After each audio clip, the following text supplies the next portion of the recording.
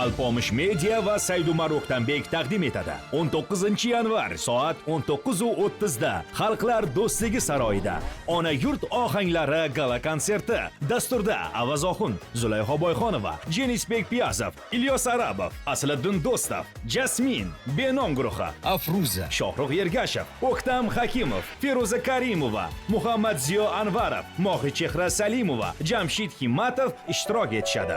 Bu yurak seni izlar hamon. Fonogrammadan foydalaniladi.